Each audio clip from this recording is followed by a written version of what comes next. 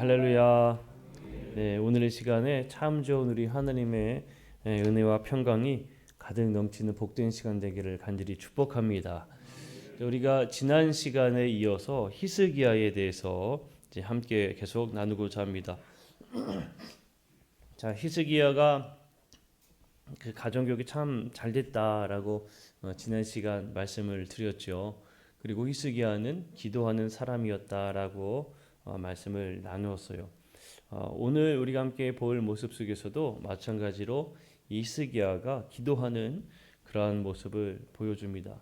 히스기야 하면은 참 그 인생 가운데에 참 중요한 한 사건이 등장하게 되는데 그 사건부터 우리가 이제 보게 될 겁니다.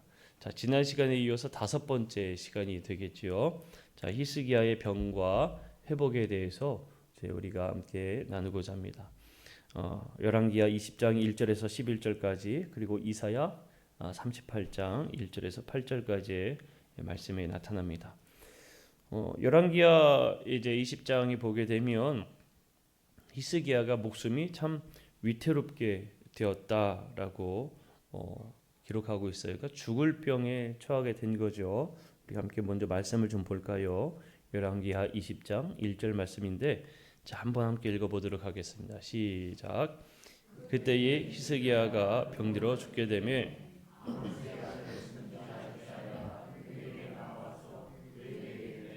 여호와의 말씀이 너는 집을 정리하라 네가 죽고 살지 못하리라 하셨나이다. 아멘. 자, 이 말씀에 보게 되면 히스기야가 일단 병이 들었어요. 그죠? 병들어 죽게 되었다라고 기록하고 있습니다. 어떤 병인지는 알 수가 없습니다. 성경에 어떤 병에 걸렸다 이렇게 기록하고 있지는 않으니까요. 그런데 분명한 거는 히스기야는 죽을 병인 거는 확실해요. 더군다나 오늘 본문에 보면 뭐랍니까? 이사야 선지자가 하나님으로부터 말씀을 듣고 가르쳐 전해주는 게 병상에서 일어나지 못할 것이다. 너 집 정리해라. 네 이제 마무리해라. 너 죽을 거니까 네 인생 마무리해라. 이거를 전해준 거잖아요. 자, 이 이야기를 들었다는 이야기는 뭐 지금의 말로 이야기하면 뭐 사형 선고를 받은 거나 다름없지요. 당신은 죽습니다. 아유, 이거 얼마나 참 무서운 이야기입니까? 히스기야는 더욱이 한참 나라를 위해서 애써야 할 나이거든요. 한참 이제 나라를 잘 세우고 있었는데 병에 들었더니 죽는데요. 얼마나 이 마음이 아픕니까? 이 히스기야가 기도를 해요. 자, 기도의 내용이 한번 볼까요? 이 열왕기야 20장 3절 말씀인데 읽어보겠습니다. 시작. 여호와여 구하오니 내가 진실과 전심으로 주 앞에 행하며 주께서 보시기에 선하게 행한 것을 기억하옵소서 하고 히스기야가 심히 통곡하더라. 아멘. 자, 히스기야가 기도하고 있죠. 하나님, 내가 주님께 행했던 그 모든 것들을 좀 기억해 주십시오 하고 기도하고 있어요. 자, 세번역 성경에 보게 되면 히스기야가 이렇게 기도하고 나서 지금 심히 통곡하더라 이렇게 되어 있잖아요. 세번역 성경에서는 히스기야가 하나님, 내가 하나님께 선하게 행한 거 다 알고 계시지요 하고 기도하고 난 다음에 한참 동안 흐느껴 울었다 이렇게 기록하고 있습니다. 한참 동안 흐느껴 울었다. 좀 이 히스기야의 모습을 보면 참 인간적으로 우리가 다가올 만한 모습이에요. 이제 죽을 거라고 하니 얼마나 슬픕니까? 자, 근데 이 히스기야가 어떻게 기도했는가 하면 우리가 보진 않았는데 열왕기야 20장 2절을 보게 되면 히스기야가 기도할 때에 어떠한 자세로 기도했느냐? 바로 이 낯을 벽으로 향하고 기도했다라고 이야기하고 있습니다. 그러니까 얼굴을 벽으로 향하고 기도했다. 어떻게 기도했는지 아시겠죠? 얼굴을 벽으로 향하고 기도했다라고 합니다. 이른바 면벽기도다라고 이야기할 수 있어요. 벽을 보고 기도했다는 이야기인데 여러분 이 히스기야가 그의 얼굴을 이 벽면을 향해서 기도했다는 이야기는 무엇을 의미하는가 하면 세상을 다 등지고 뒤로 하고 세상의 그 어떤 것과도 마주하지 않고 오로지 하나님만 바라보겠습니다 하는 마음으로 기도하는 거예요. 히스기야가 벽면을 보고 기도했다는 것은 지금 기도하는 그 순간 세상에서 어떠한 문제들, 들려오는 이야기들, 그가 가지고 있는 걱정거리들, 이런 것들 다 내려놓고 오로지 하나님만 보겠습니다. 이 마음의 자세로 기도하는 모습입니다. 히스기야가 기도하는 자세는요. 그러니까 그냥 벽 보고 울면서 기도했다는 의미가 아니에요. 그 히스기야의 기도하는 마음을 우리가 좀 볼 필요가 분명히 있습니다. 어찌 보면 하나님과만 내가 대면하겠습니다는 시위다라고도 이야기할 수가 있을 것 같아요. 자, 이러한 기도의 모습, 오로지 하나님만 보겠습니다는 기도의 모습을 예수님께서 제자들에게도 한번 가르쳐 주신 바가 있습니다. 기도에 대해서 가르쳐 주실 때에 무엇이냐면 예수님께서 제자들에게 기도에 대해서 여러 가지 참 많이 가르쳐 주셨는데 그 중에 하나에 어떤 기도를 가르쳐 주셨는가 하면 너희가 기도할 때에 골방에 들어가 기도해라. 예수님의 그 가르침을 여러분 기억하시지요? 예수님께서 제자들에게 기도에 대해 가르치실 때에 너희는 골방에 가서 기도해라. 이 모습이 지금 이 모습과 함께 연관되어서 떠오를 수가 있습니다. 자, 그러면 골방은 어떤 곳이에요? 골방도 마찬가지로 다른 사람 그리고 세상이 아닌 오로지 하나님과 나만 대면하는 장소, 그 장소를 골방으로 예수님은 지정해서 이야기하신 겁니다. 그러니까 예수님이 골방에 들어가서 기도하라고 했으니까 내 집에 작은 방 하나 만들어 놓고 그곳에서만 기도해야겠다. 이게 아니에요, 여러분. 그곳에서만 들어가서 기도해야겠다라는 의미가 아닙니다. 그러니까 예수님이 가르쳐 주신 그 기도의 의미도 지금 히스기야가 기도하는 의미와 똑같은 모습이에요. 그러니까 세상의 여러 가지 이야기들, 세상에서 들려오는 소식들 이런 것들을 다 뒤로 하고 오로지 하나님과 나만 대면하여 볼 수 있는 그 마음으로 기도해라. 이게 골방 기도예요. 그러니까 오로지 여러분 하나님이 임재하고 내가 들어가는 곳, 어떻게 보면 하느님이 계신 곳 지성소 되겠죠. 그 누구도 들어갈 수 없는 곳. 그 지성소, 영적인 지성소 안에서 하느님과 깊은 대화, 깊은 기도를 해라. 이게 예수님이 가르쳐 주신 골방 기도고 지금 히스기야가 기도하고 있는 면벽 기도입니다. 그러니까 기도할 때에 정말 중요한 자세를 우리에게 가르쳐 주고 있는 거예요. 어떠한 마음으로 기도해야 하는가, 어떠한 모습으로 기도해야 하는가를 이 히스기야의 기도 가운데 우리가 찾을 수가 있는 겁니다. 예수님께서 또 기도에 대해서 가르쳐 주실 때에 이 말씀과 비교하여서 생각할 수 있는 게 있는데 무엇이냐면 이 바리새인이 기도할 때 그리고 세리가 기도할 때를 두고 비교하여서 예수님이 기도에 대해 가르쳐 주신 바가 있습니다.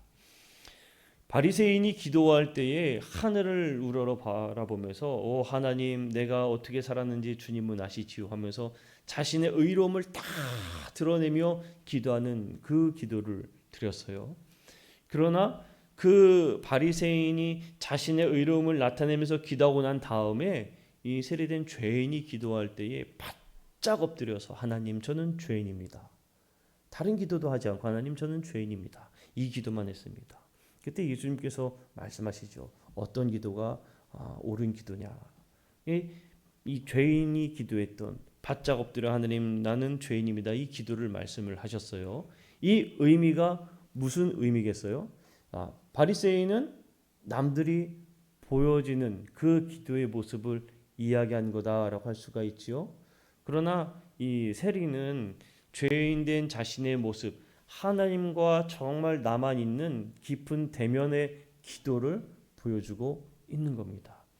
그러니까 여러분 히스기야의 기도를 하나님이 들으셨거든요.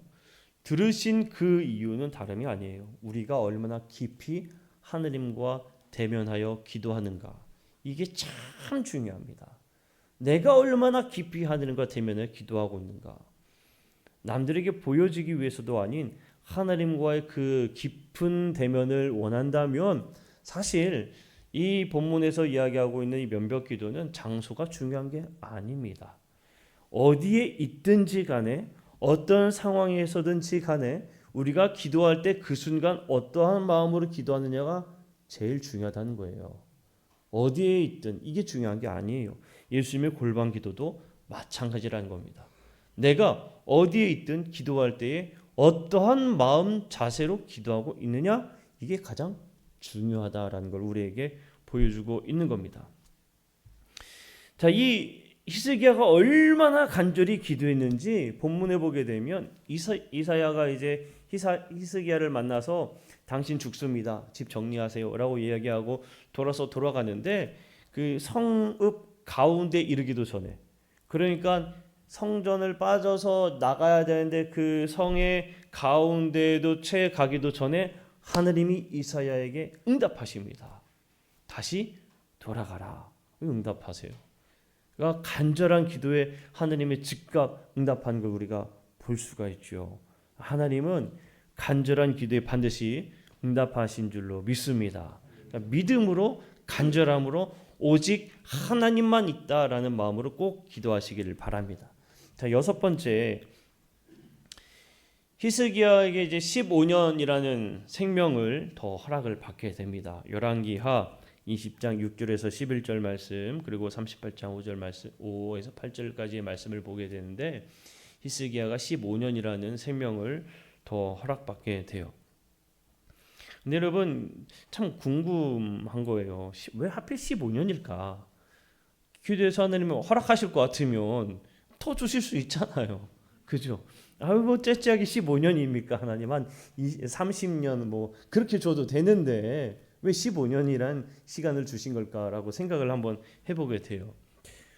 이 히브리어의 숫자에, 히브리어는 이제 숫자마다 그 뜻이 있거든요. 그래서 그 뜻을 가지고 풀어 해석하는 그러한 그 방법이 있습니다. 게마트리아라고 해가지고 게마트리아로 한번 이 숫자를 조합해 보게 되면 15라는 그 안에는 부활 그리고 은혜의 힘으로 만들어진 행위라는 의미가 있더라고요. 그러니까 이 게마트리아식 이 해석은 예를 들면 요한계시록에 짐승의 숫자 666이라는 게 나오잖아요.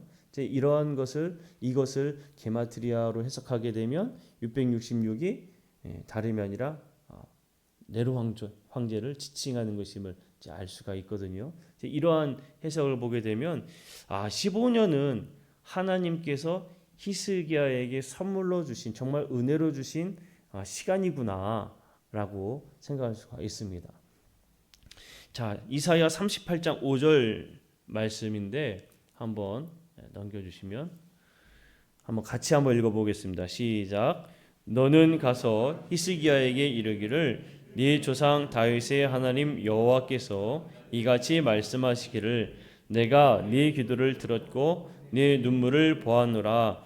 내가 네 수완에 15년을 더하고. 아멘. 자, 이게 이사야 38장 5절에 나타나는 말씀인데요. 자, 보면 분명하게 정확하게 하나님이 너 더 살 거야, 일어날 거야가 아니고 15년이라는 정확한 시간을 말해주고 계십니다. 그런데 재미있는 것은 이 지금까지 성경에 살았던 사람들 중에 얼마 동안 살아야 하는지 정확하게 알려준 유일한 사람이 히스기야예요. 앞으로 15년 더 살 수 있어라고 정확하게 그 얼마 동안 살아야 하는지를 알았던 유일한 사람입니다. 히스기야. 이게 사실 좋은 건가 싶기도 하고 그래요. 저한테 만약에 저한테 15년 너무 짧은데 15년만 산다고 얘기를 하면 다 시간이 지날수록 이제 14년 남았나 13년 남았나 이러지 않을까 싶은데 근데 정확하게 이제 몇 년 얼마 동안 살 거다라는 시간을 주어졌어요. 그 주신 이유가 뭐겠습니까? 열심히 살라고 주셨겠죠. 15년을 게마트리아로 해석하면 부활이고 그 하나님의 은혜에 의해서 만들어진 거라고 말씀을 드렸잖아요. 그러면은 정말 열심히 살아야 하지 않겠습니까? 정말 그 시한부 인생을 살다가 그 모든 병이 치유되신 분들이 하는 이야기, 정말 덤을 얻은 인생이라고 해서 정말 열심히들 사십니다. 그러니까 하나님께서 이스기야에게는 너가 열심히 살라고 분명히 주신 것 같아요. 그 기도를 들으신 이유는 그가 눈물로 기도하지 않았습니까? 그러니까 그의 삶을 더 연명하신 이유가 그의 삶을 더불어 그 삶을 연장시켜 주신 그 목적이 분명히 있을 것이다라고 생각되어집니다. 그런데 이 히스기야 입장에서 한번 가만히 생각을 해보게 돼요. 성경에 보게 되면 히스기야가 어떠한 마음으로 그가 정말 눈물을 흘리며 기도했는지는 사실은 알 수 없습니다. 그저 자신의 인생을 하나님께서 돌보아 주시기를 바라는 마음으로 기도하고 있잖아요. 그런데 그가 슬피 울면서 기도했던 이유를 가만 생각해 보면 어쩌면 삶에 대한 애착이 그가 참 많았구나라고 생각할 수가 있고, 더불어 무엇을 생각할 수가 있는가 하면 히스기야가 시한부라는 이 빵땅땅 이야기를 들었을 때는 그에게 자녀가 없었습니다. 그러니까 왕의 그 다음 후계자를 물려줄 사람이 없었다는 거예요. 자, 그런 면을 생각해 보면 히스기야는 어쩌면 내가 지금 죽겠다라는 이야기를 들었을 때에 하나님, 내가 이렇게 열심히 살았잖아요. 내 이 왕위를 이어갈 후계자는 있어야 되지 않습니까? 이런 마음으로 기도하지 않았을까 싶기도 합니다. 이러한 것을 충분히 생각해 볼 수가 있어요. 자, 그러면 히스기야는 그에 대해서 참 마음을 다해서 살아야 되겠구나라는 것을 우리가 생각해 보게 되는데, 또 그렇지만은 또 않았어요.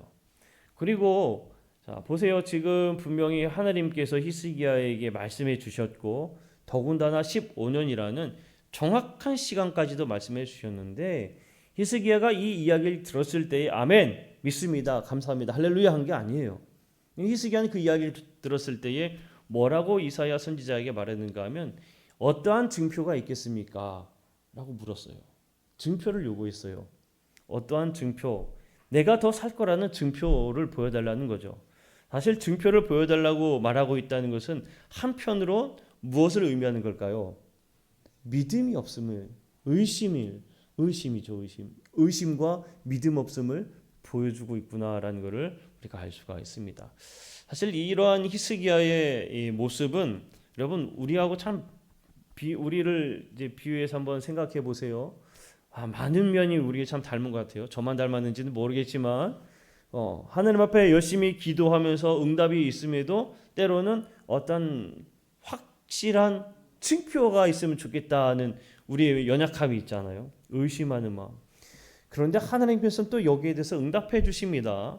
들어주세요.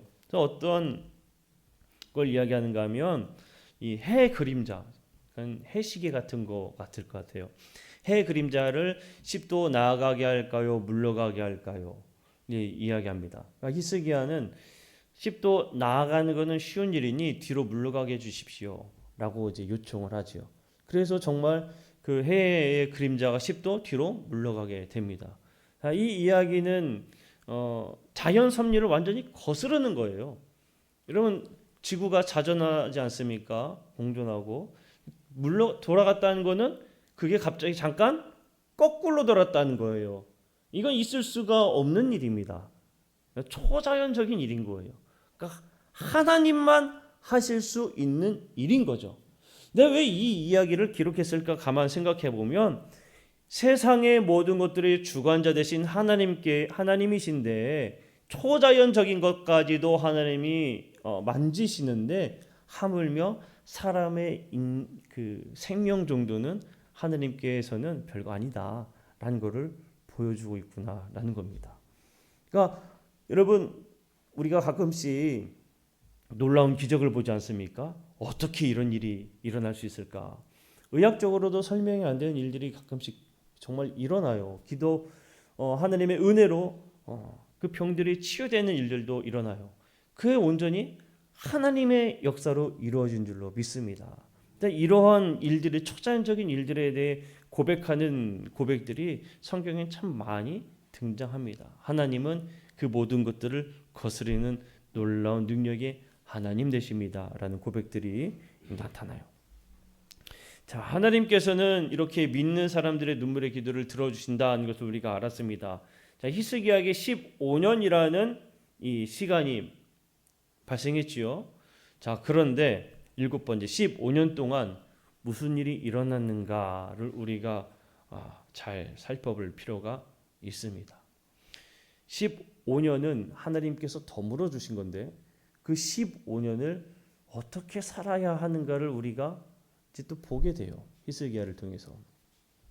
첫 번째가 뭐냐면 바벨론의 이제 그 바벨론 왕의 브로닥 발라단이 히스기야의 회복의 소식을 듣고 사신들을 보냅니다. 사자들을 보내요. 네, 넘겨주세요. PPT는. 히스기야가 죽을 병에 있다라는 소식이 이제 다 전국적으로, 전국이 아니죠, 전 이제 주변 나라들에 다 들렸겠지요. 왜냐하면 한 나라의 왕이지 않습니까? 그런데 그 죽을 병에 있던 히스기야가 살았다라는 이야기를 들었으니까 사람 주변 나라에도 이야기가 다 들렸겠지요. 그때에 이 바벨론 왕이 바벨론의 브로닥 발라단이라는 왕이 히스기야에게 사신들을 보냈는데 그냥 보내는 것도 아니고 편지를 써서 보냈고 거기에 정말 많은 선물을 같이 해서 보냈어요. 편지도 아마 축하의 메시지로 줄줄줄 써 있었겠지요.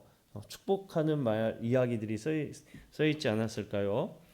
자, 그런데 여기서 우리가 좀 잘 보아야 할 게 있습니다. 뭐냐면 이 바벨론 왕이 사자들을 보냈을 때에 그냥 보낸 게 아니라는 거예요. 여러분, 오늘 이제 말씀을 준비하다가 보니까 그 강남에 성원교회라고 있거든요. 거기에 이성민 목사님이 또 공교롭게 히스기야에 대해서 더군다나 우리가 오늘 나눠야 될 말씀에 대해서 또 말씀을 나누시더라고요. 제가 또 잠깐 좀 같이 보았는데 목사님은 그런 이야기를 합니다. 이따가도 또 한 번 더 나누겠지만 갑자기 특히 믿지 않는 사람들이 잘해주는 경우에 갑자기 잘해주는 경우에 한 번쯤 의심해 보십시오라고 얘기를 하더라고요. 지금 바벨론 왕은 적국이에요. 적국인데 갑자기 사신도 보내고 선물도 보내고 축하한다라고 이야기하고 있습니다. 여러분 그때 정세를 나라 이 전 세계 국제 정세를 보면 바벨론은 떠오르는 태양과 같은 나라였어요. 그때 당시 정말 강한 제국이 아수르라는 제국이었거든요. 근데 이 아수르를 집어삼키고 또 이스라엘과 훗날 남유다를 다 무너뜨린 제국이 어디냐? 바벨론이에요. 그러니까 바벨론이 그냥 보낸 게 아니라는 겁니다. 이 앞에 있던 사건 가운데에 어떠한 사건이 있었는가 하면 아수르가 이 예루살렘을 에워쌌을 때에 아수르가 예루살렘을 에워쌌을 때에 하나님께서 전쟁에 개입하셔서 한 하룻밤 사이에 아수르 병사 18만 5천 명을 치신 사건이 있었습니다. 그렇죠? 여러분 이게 하나님이 역사하신 일인데 다른 이웃 나라에서 들었을 때는 야 하나님이 역사에서 하나님이 18만 5천 명 아수르 제국의 18만 5천 명을 죽이셨다? 이 이야기를 그대로 들을 나라가 어디 있을까요? 들을 이유가 없죠. 들을 수도 없고 믿을 수도 없고 이건 분명히 뭔가 있구나라고 생각하지 않았겠습니까? 그러니까 바벨론은 아마도 이 히스기야를 축하하면서 당신의 병이 나았군요. 축하합니다. 라면서 아마도 이 염탕꾼을 보냈던 거예요. 그 사람을 보낸 겁니다. 그런데 히스기야가 기분이 너무 좋았어요.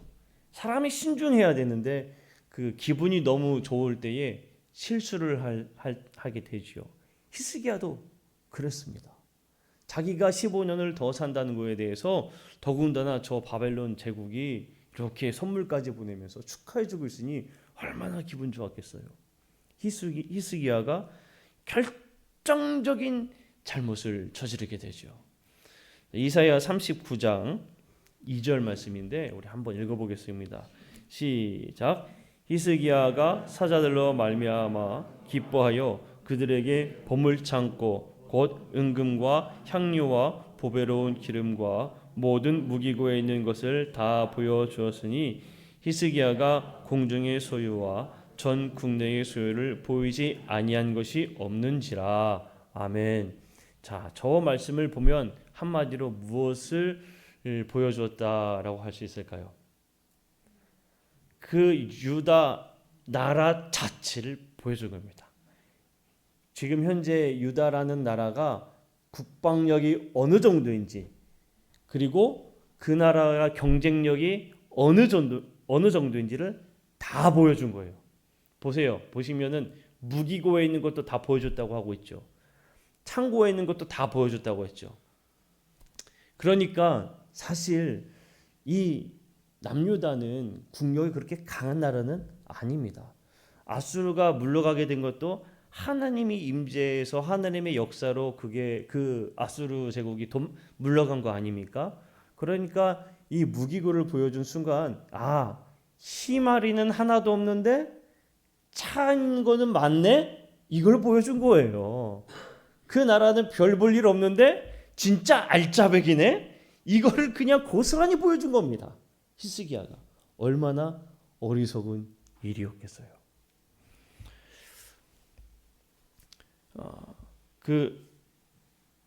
아까 전에 제가 이성민 목사님의 이야기를 들었는데 그런 말씀을 하시더라고요. 우리가 기도 제목을 나눌 때에도 참 조심해야 된다, 이런 이야기를 하시더라고요.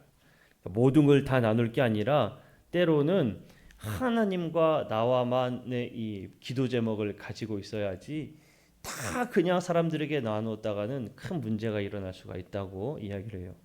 그 이야기도 맞지요. 특히 또 어떠한 이야기를 더불어 이야기를 하시냐면 좋은 일 있을 때에 자랑하듯이 여기 가서 저기 가서 다 이야기하지 말라고 하더라고요. 히스기야 이야기를 하시면서 그래요. 히스기야가 지금 그런 꼴이죠. 자신이 살았다는 것에 대해서 너무나 좋아서 그냥 보여주지 않아도 될 거를 다 보여줘 버린 겁니다. 그래서 그들의 모든 것들을 다 그냥 나타내 버린 거예요. 여러분, 정말 우리가 좋은 가운데 있을 때, 가장 그 평강이 넘칠 때에, 혹은 가장 뭔가 좋은 일이 가득 넘칠 때에 그때를 더 조심하시기를 바랍니다. 악한 사탄 마귀는 언제 공략에 들어오는가 하면 힘듦을 그렇게 주면서 공략하는 것도 있겠지만 가장 좋을 때 나타나는 틈을 비집고 들어오는 게 악한 사탄 마귀이기도 해요. 지금 이 모습이 바로 꼭 그런 모습입니다. 우리가 정말 좋은 순간에 그 좋음을 비집고 들어와서 우리를 그냥 한순간에 무너뜨리는 게 악한 사탄 마귀의 이 계략이다라는 겁니다. 그러니까 때로는 정말 내가 하나님과 깊은 관계가 있고 충분한 관계가 있다고 한다면 굳이 내가 다른 이야기를 더 나서서 하지 않게 된다는 거예요. 이제 그런 이야기를 합니다. 하나님과의 깊은 관계 속에서 내가 충분히 만족하면은 더 이상 할 말이 없다는 거예요. 그러나 내가 만족함이 없이 허전하니까 더 말이 많아진다는 겁니다. 불안함이 있으면 계속 이 사람에게도 이 얘기하고 저 사람에게도 저 얘기하고 하잖아요. 똑같다는 거예요. 가장 좋을 때일수록 더욱 그것을 아끼라 이야기를 하더라고요. 히스기야의 모습 속에서 우리는 그 모습을 발견하게 됩니다. 참된 지혜 있는 사람은 그래서 입술을 제어하는 자다라고 잠언서에도 기록하고 있습니다. 자, 히스기야는 이제 그 기준을 넘어서 다 보여주었어요. 아주 어리석은 짓을 한 거죠. 그 나라를 완전히 보여줬으니까요. 이사야 선지자가 이 사실을 알았어요. 그리고 히스기야에게 와서 왕이여, 저 사자들에게 무엇을 했습니까? 물었을 때에 내가 저들에게 모든 것을 다 보여주었습니다. 아마 히스기야가 이야기했을 때는 기분 좋아서 이야기했겠죠. 글쎄요, 저 바벨론 제국에서 오지 않았습니까? 그래서 내가 우리나라가 어떤 나라인가 좀 보여주려고 무기고도 보여주고 이만큼 재산이 있다고 다 보여줬어요. 잘했지요. 이랬을 것 같아요. 이사야가 한탄하는 겁니다. 당신의 그 어리석음 때문에 이 나라는 망하게 될 겁니다. 자, 한번 봅시다. 말씀 이사야 39장 6절 7절 말씀인데 한번 읽어보겠습니다. 시작. 보라, 날이 이르리니 네 집에 있는 모든 소유와 네 조상들이 오늘까지 쌓아둔 것이 모두 바벨론으로 옮긴 바 되고 남을 것이 없으리라. 여호와의 말이니라. 또 네게서 태어날 자손 중에서 몇이 사로잡혀 바벨론 왕궁의 환관이 되리라 하셨나이다 하니. 아멘. 하나님께서 히스기야에게 하신 말씀이죠. 뭡니까? 결국에 다 이룰 것이다. 당신이 보여준 그 모든 부하지 않습니까? 라고 보여준 그 모든 것들을 다 잃어버리게 될 것입니다. 라고 말하고 있는 거예요. 심판의 말씀을 결국에 듣게 됩니다. 그러니까 15년 동안 히스기야의 정말 치명적인 실수요, 잘못이 바로 이 모습이에요. 자, 두 번째로 15년 연장 기간 동안 어떤 일이 있었는가 하면, 아까 전에 히스기야가 병들어 죽을 때에 자녀가 없었다고 그랬지요. 자, 히스기야에게 그동안에 하느님께서 아들 므낫세를 주십니다. 아들 므낫세를 하느님께서 그 15년 안에 주세요. 자, 그러면 하나님께서 주셨으니까 잘 키워야 되겠죠. 그런데 이 성경에서 므낫세에 대한 평을 보면 히스기야가 자녀의 교육에 실패했다는 것을 알 수가 있습니다. 므낫세가 나이 12세 때 왕위에 올라서 예루살렘에서 55년 동안 다스리게 됐는데, 그의 이 대표적인 표어라고 하면은 여호와 앞에서 악을 행한 사람입니다. 여호와 앞에서 악을 행한 사람. 아버지와 완전 다른 걸 알 수가 있어요. 열왕기하 21장 1절 2절 말씀입니다. 한번 읽어보겠습니다. 시작. 므낫세가 왕이 될 때에 나이가 12세라 예루살렘에서 55년간 다스리니라. 그의 어머니 이름은 헵시바더라. 므낫세가 여호와 보시기에 악을 행하여 여호와께서 이스라엘 자손 앞에서 쫓아내신 이방 사람의 가증한 일을 따라서. 아멘. 이 이스라엘, 그러니까 역대 유다 왕들 중에 참 비열하고 악독한 왕의 대명사가 이 므낫세입니다. 비열함과 악함의 대명사, 바로 므낫세예요. 이 므낫세 때문에 결국에 예루살렘이 망하게 될 것이라는 이야기들이 참 성경에 곳곳에 등장하고 있어요. 그리고 이사야의 예언처럼 결국에 망하게 되고 그들의 자녀들이 환관으로 끌려가게 될 거라는 이 예언은 누구보다 므낫세의 범죄를 통해서 일어나게 된다는 겁니다. 열왕기하 21장 11절 한번 볼게요. 자, 한번 읽어볼까요? 시작. 유다 왕 므낫세가 이 가증한 일과 악을 행함이 그 전에 있던 아모리 사람들의 행위보다 더욱 심하였고 또 그들의 우상으로 유다를 범죄하게 하였도다.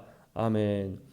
보세요. 저게 성경에 쓰여 있는 걸 보게 되면 이전의 왕들보다도 더 악함을 추구했고, 심지어는 저 본문 속에서 누가 등장하는가 하면 아모리 사람들이 등장합니다. 그러니까 이방 사람들이 등장해요. 그러니까 이방 사람들 행위보다 더했다라는 거예요. 그 이방 사람들보다 더했다는 겁니다. 그러니까 므낫세가 얼마나 악했는지를 그냥 이야기를 하고 있는데 그 악함이 이루말할 수 없다라고 말해주고 있는 거죠.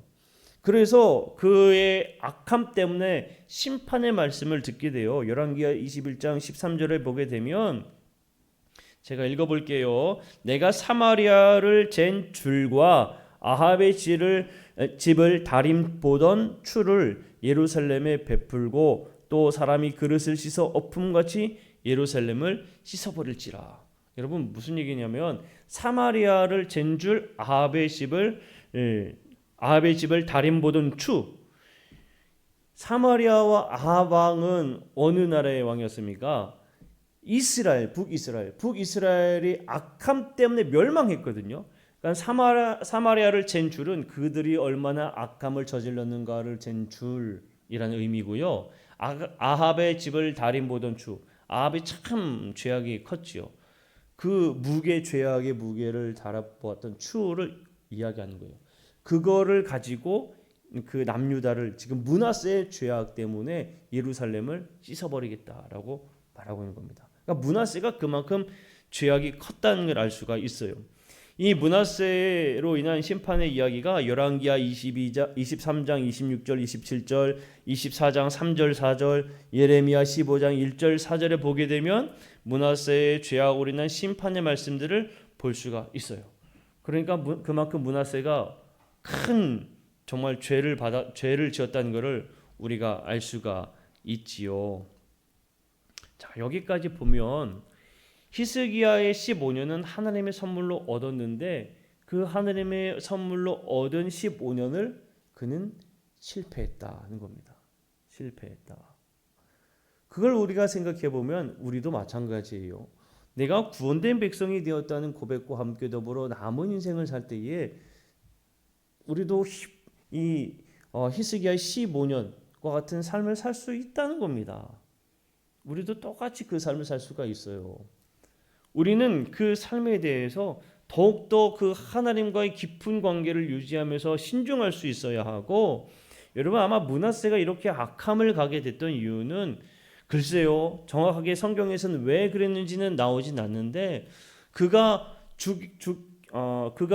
아들이 없이 죽을 뻔했다가 다시 연장한 인생 가운데 아들을 얻었다고 생각을 해보면 아마도 그 아들이 얼마나 예쁘고 귀했을까.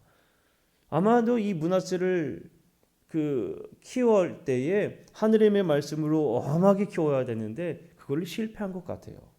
자녀를 하느님 말씀으로 온전히 키우지 못했던 히스기야의 모습을 생각해 볼 수가 있습니다. 히스기야는 하나님 앞에 온전히 서 있을 수 있을지언정 그는 자녀에게까지는 그렇지 못했나 보다라는 걸 우리가 생각해 보게 돼요. 자, 하나 또 말씀을 봐볼게요. 열왕기하 20장 19절 말씀인데 이 세 번역으로 제가 가져왔습니다. 한번 읽어보겠습니다. 시작. 히스기야가 이사야에게 말하였다. 예언자께서 전하여 준 주님의 말씀은 지당한 말씀입니다. 히스기야는 자기가 살아있는 동안만이라도 평화와 안정이 계속된다면 그것만으로도 다행이라고 생각하였다. 여러분 다시 볼까요? 자, 히스기야는 자기가 살아있는 동안만이라도 평화와 안정이 계속된다면 그것만으로도 다행이다. 이게 뭡니까? 야, 이기적인 생각 아니에요? 이기적인 생각 아닙니까? 내가 살아있는 동안에만이라도 평안하고 안정하면 됐어. 이 마음이잖아요. 지금 얼마나 이기적입니까? 그러니까 히스기야가 그가 죄악을 범했을 때에 정말 그는 자신의 목숨 때문에 하나님을 대면하여서 진실되게 눈물로 기도했는데 그의 잘못으로 인한 심판의 이야기를 들었을 때에는 뭐라고 이야기하고 있어요? 내 때에는 평안, 내 때에는 안정 계속되면 그걸로 족합니다. 다행입니다. 이게 어떻게 이렇게 이야기할 수 있느냐고요. 저런 마음이 있었으니 므낫세 같은 아들이 나오게 이렇게 얘기하면 안 되나? 얼마나 이기적입니까? 나 때면 된다. 나 때면 된다. 여러분 그리스도인은 미래를 바라보는 사람들입니다. 미래를 준비하는 사람들이에요. 히스기야의 저 모습은 미래를 준비하는 모습이 아니에요. 지금이 중요한 거예요. 지금. 우리는 미래를 바라보는 사람들이 되어야 할 줄로 믿습니다. 나 때만이 아니라 우리 이후의 자녀들을, 이후의 후손들, 내가 보지 못할 증손들까지도 생각하고 살아야 하는 사람들이 우리 그리스도인들이에요. 우리 미래를 보고 살아야 된다는 거예요. 그러니까 히스기야의 실패의 원인은 그는 미래가 아니라 지금 당장의 현실을 보고 살았구나라는 것에서 알 수가 있습니다. 자, 히스기야의 죽음에 대해서 이야기하는데 여덟 번째 열왕기하 20장 20절에서 21절, 역대하 32장 32절에서 33절까지 보게 되는데 히스기야의 죽음에 대해서 쭉 열거할 때에 어떠한 이야기가 등장하는가 하면 이 세번역 성경 역대하 32장 30절에 보게 되면 히스기야의 그 수로에 대해서 이야기가 등장합니다. 이 히스기야가 파놓은 수로는 히스기야가 파놓은 수로는 지금도 이 예루살렘에 가시면 보실 수가 있습니다. 장로님 보셨나요? 네, 어마어마하시죠? 대단하죠? 네, 제가 꼭 가서 본 것처럼 얘기하는데 저 못 봤어요. 저는 못 봤습니다. 저는 어디로 봤냐? TV를 통해서 봤어요. TV를 통해서 예루살렘을 소개하는데 그 히스기야의 수로에 대해서 이제 소개를 할 때 보면 그 굴로 내려갑니다. 지금도 이렇게 무릎 높이까지 물이 차고 들어와요. 그러니까 당시에 참 대단한 기술을 한 거예요. 성경에 보게 되면 그가 그 파놓은 일 때문에 정말 그 예루살렘이 온전해질 수 있었다라고 합니다. 그게 언제 파는가 하면 아수르가 이 예루살렘을 성을 에워쌌을 때예요. 중요한 게 뭐겠어요? 그 더운 날에 물이잖아요. 물. 큰 먼 곳을 굴을 파가지고 뚫어서 그 수로를 만든 거예요. 지금까지도 그게 존재합니다. 나중에 기회가 되면 저와 함께 같이 가서 보는 날이 있기를 간절히 축복합니다. 소망합니다. 한번 가서 보십시다. 네. 자, 그리고 그만큼 히스기야가 큰 일을 했구나라는 것을 이야기해 주는 거예요. 그리고 히스기야는 9번째로 그 이사야 시대를 다스렸다는 겁니다. 이사야 1장 1절에 보게 되면 네 왕이 나와요. 유다 왕 우시야, 요담, 아하스, 히스기야. 이 시대에 바로 이사야가 활동했다라는 것을 기록하고 있습니다. 자, 그러면 신약 성경은 히스기야에 관해서 어떻게 말하고 있느냐? 신약 성경은 히스기야에 관해서 단 한마디도 언급이 없습니다. 신약 성경에는 히스기야 왕에 대해서는 언급이 없어요. 네. 자, 그러면 우리가 여기까지 우리가 볼 때에 가장 중요한 부분이죠. 히스기야 하면 정말 떠오르는 것 중에 하나는 바로 그겁니다. 히스기야가 죽을 병에 있다가 기도하여 15년이라는 인생을 얻었다. 우리가 이것을 다시 한 번 더 가만 생각해 보면 무엇을 우리가 알 수 있느냐? 첫 번째, 하나님과 대면은 진실된 눈물의 기도는 하나님이 반드시 응답하신다. 아멘. 여러분 정말 믿음으로 기도하시기를 바랍니다. 그리고 골방, 면벽기도 같은 그 기도를 하시기 바랍니다. 정말 그 어디에 있든 어느 순간에 기도하든 그 순간에 오로지 나에겐 하나님만 있습니다. 하나님과 나와 지금 1대1 독대하는 겁니다는 마음과 믿음으로 기도하시기를 바랍니다. 하나님은 그 길을 반드시 분명히 들으시고 응답하신다는 것을 분명하게 우리에게 보여주고 있습니다. 자, 또 하나, 하나님께서 히스기야처럼 우리에게 분명히 동일한 은혜를 주셨어요. 히스기야기 15년이라는 시간, 어쩌면 그에게 더물어 준 인생이죠. 하나님께서 구원해 주신 겁니다. 우리도 마찬가지로 하나님께서 구원해 주신 정말 은혜의 백성이에요, 우리는. 그런데 우리가 은혜된 백성이라 할지라도 그 인생은 히스기야와 같은 악에 무너질 수도 있고 잘못된 결과로 끝날 수도 있다는 사실을 우리는 꼭 기억해야 된다는 거예요. 잊지 말아야 합니다. 이거 참 중요해요. 나도 얼마든지 좋은 순간에 무너질 수 있다는 사실을 잊어서는 안 됩니다. 그래서 여러분 힘들고 어려울 때는 우리가 더 하나님을 매달리고 붙잡습니다. 그렇지 않습니까? 어려움이 있을 때마다 더 하나님을 찾게 되고요. 힘들 때마다 더 하나님을 찾게 돼요.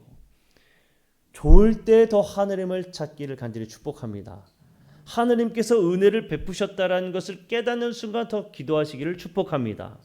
하나님께서 놀라운 은혜를 베푸셨을 때에 그것을 그냥 마냥 사람들에게 다 공포하는 것이 아니라 오히려 그것을 감추고 하나님과 더 깊은 교제를 이루며 감사하는 삶을 사시기를 간절히 축복합니다. 미래를 보는 삶을 또한 사시기를 축복합니다. 미래를 바라보는 삶. 우리 교회는 지금 그 환경을 지키는 환경지킴이 운동을 하고 있지 않습니까? 일회용품을 줄입시다. 여러분 이것도 마찬가지예요. 미래를 바라보면서 준비하는 삶입니다. 뭐 대단한 게 아니에요. 가장 작은 것에서부터 우리가 나 때면 됐지, 내가 편하면 됐지 이거를 버리는 것, 그것부터가 시작인 겁니다. 그래서 우리에게 주어진 날들 우리가 이 말씀을 기억하면서 정말 주님 앞에 기도할 때는 간절함으로 그리고 또 하나님께서 주신 은혜에 정말 감사하며 더욱더 겸손함으로, 그리고 지금 현재가 아니라 미래를 바라보며 우리가 살아가는 그 믿음을 갖는 우리 모든 성도님들이 되시기를 간절히 축복합니다. 기도하겠습니다.